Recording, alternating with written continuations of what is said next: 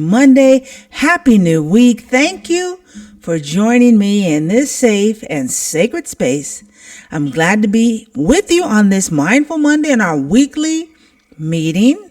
You can thank Regina because she was on me. Like, are you going to do the recording? Are you going to do the recording? You sure you going to do the recording? I'm like, yes, ma'am, which I needed the reminding because I had a very busy week. Gail and I drove to Connecticut from Memphis. She is doing some more of her adventuring and I was there to support her. And then I flew back in and went to work the next day and then worked the next day. So I am ready to rest today. Of course, it's tomorrow because I'm filming this the day before, but I will be resting on Monday and very thrilled. So on this Mindful Monday, let's just take a minute to honor the direction or the paradigm presented by the American mother of mindfulness, which is Ellen Langer. And let's just take a minute to be present and to just notice.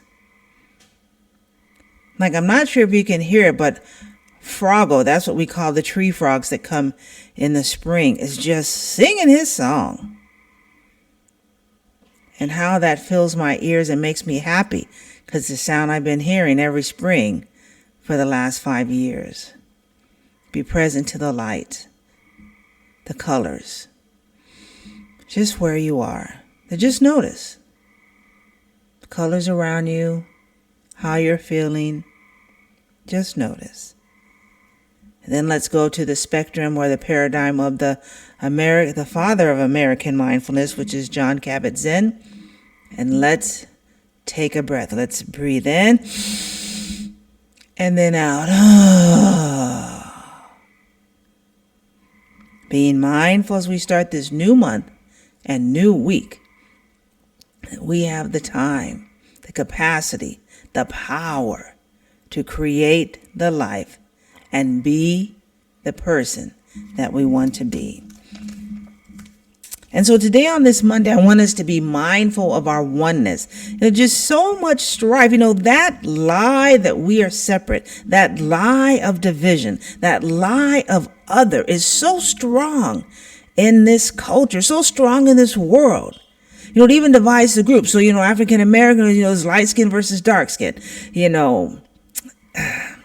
That is crazy colorism. There's the same thing in many communities of color. And it's crazy. We are all one. There is one source. And if we could see that, the strife that's happening all around this world, in this country, Republicans and Democrats, people not talking to each other, people, what's happening in my motherland, that the European countries have gone and just raped and robbed that country of its resources. And now it's needed more and more, just treating people horrible and have turned them against each other. What is happening in Africa, right? It's still, the Middle East is a made up term.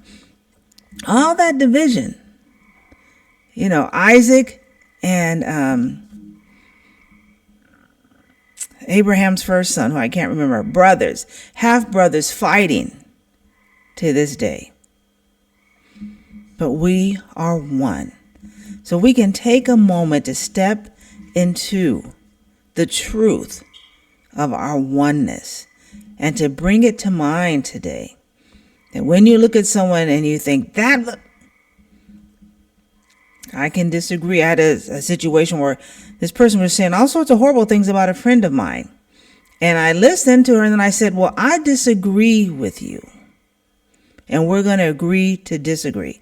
And I moved on. I wasn't having that conversation. And so today let's be mindful of our oneness. And so from the Daily Word, I'm reading a poem. It's Just for a Moment in Time, written by Peggy Green Ernst.